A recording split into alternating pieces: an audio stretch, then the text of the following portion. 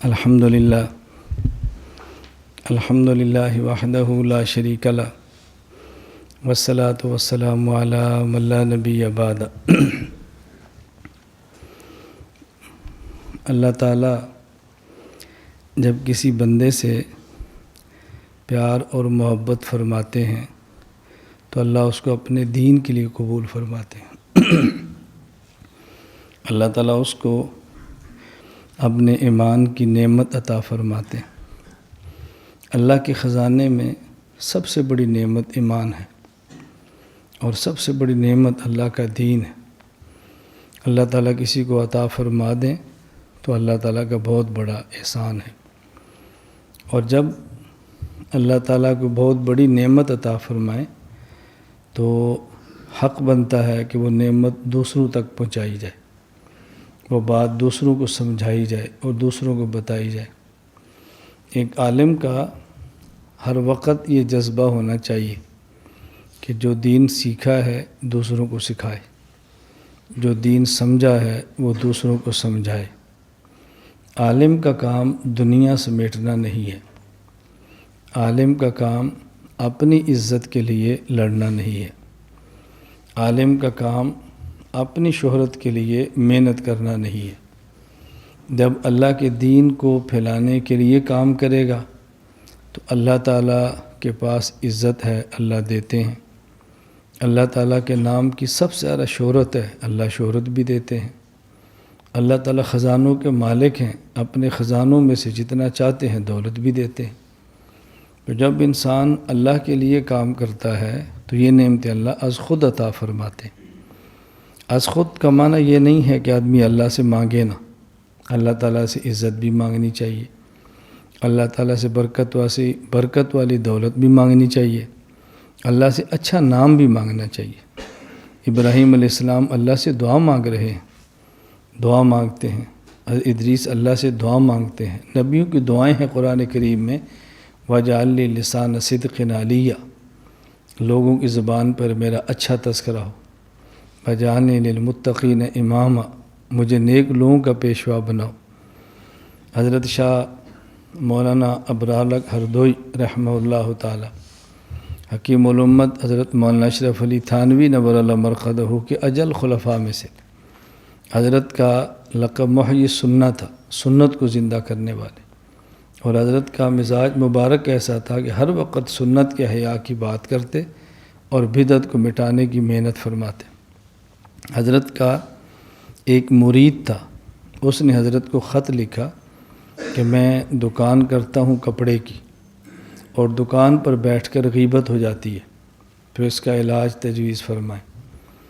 حضرت نے فرمایا کہ اپنے پاس تسبیح رکھ لو، جب گاہک کو کپڑا بیچ کر فارغ ہو جاؤ تو پھر اپنے ہاتھ میں موجود تسبیح ہے اس کو پڑھا کرو، تسبیح پر اللہ کا نام لیا کرو۔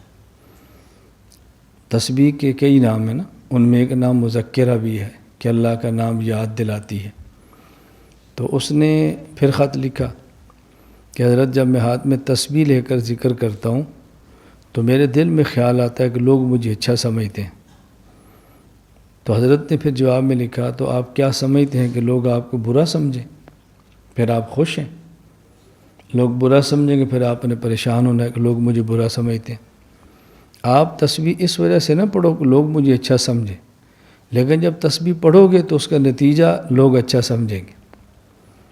ہم نوافل اس وجہ سے نہ پڑھیں کہ لوگ اچھا سمجھیں، لیکن جب نوافل پڑھیں گے تو لوگ اچھا سمجھیں گے۔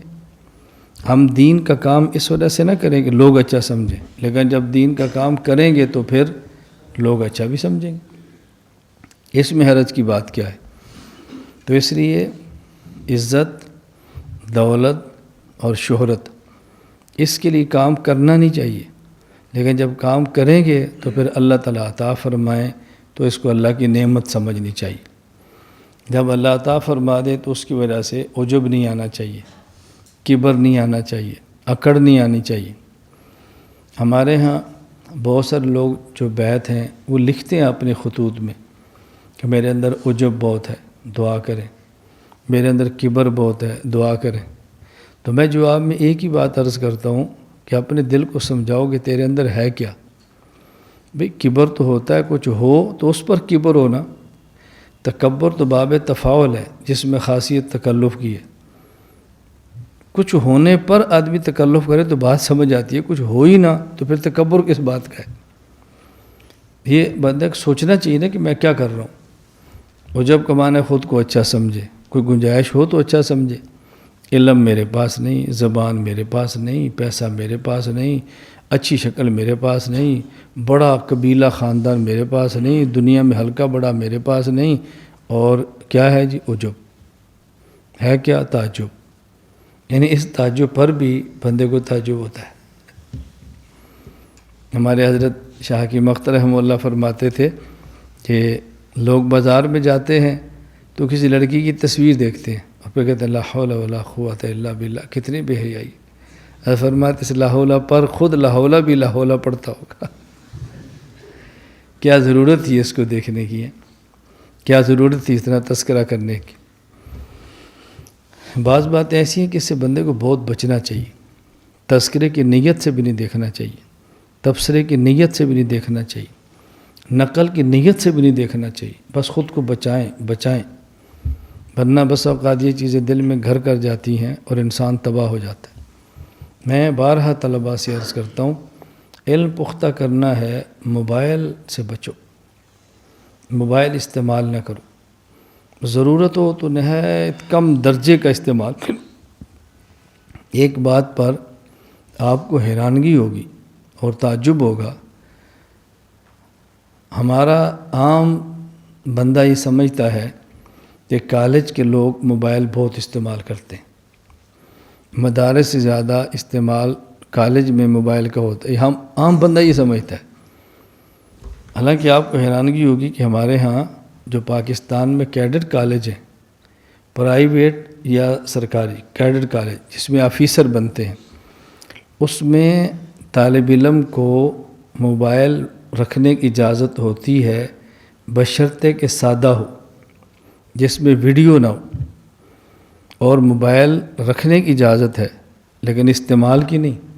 موبائل رکھے اور دفتر میں جمع کرائے. ہفتے میں ایک دن 1 گھنٹے کے لیے اس کو موبائل ملتا ہے کہ ضروری بات کرو اور پھر موبائل جمع کرا دو. یہ میں کالج کی بات کر رہا ہوں.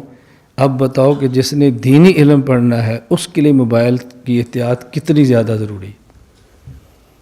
یعنی کیڈر کالج میں جس نے افسر بننا ہے اس کو موبائل ہفتے بعد ملتا ہے اور 1 گھنٹے کے لیے اپنے گھر بات کرو اور موبائل جمع کرو.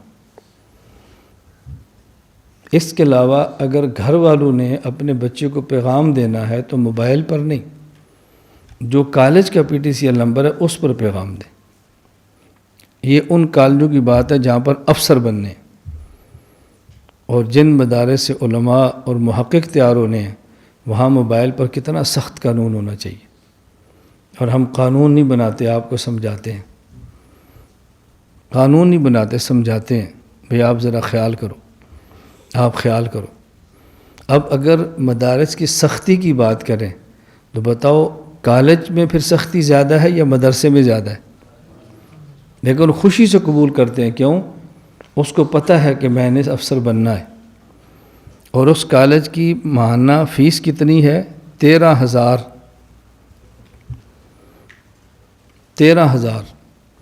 اور ہم اگر جو طلبہ موجود ہیں ان سے 1300 کی شرط لگائیں تو شاید 2/3 چلے جائیں اور 1/3 رہ جائے. وہ 13,000 بھی دیتا ہے، پابندیاں بھی برداشت کرتا ہے کہ میں نے افسر بننا ہے، اس نے نبی کا وارث بننا ہے، اس نے محقق بننا ہے. اور اگر یہ ہماری ترتیب پر بن گیا تو کالج میں پڑھ کے افسر بننے والا اس کی گرد میں بھی نظر نہیں آئے گا. اللہ اتنا کچھ اس کو عطا فرما دیں گے. لیکن پھر بھی کہتے ہیں سختی بہت ہے. اللہ تعالیٰ توفیق عطا فرمائے تو اللہ کی نعمت کی قدر کرے کہ اللہ نے دین کے لیے، ایمان کے لیے اللہ نے قبول فرمایا ہے. اللہ میں اس کی قدر کرنے کی توفیق عطا فرمائے. لا الہ الا اللہ، لا الہ الا اللہ، لا الہ الا اللہ، ما لنا رب سوا. لا الہ الا اللہ. لا إله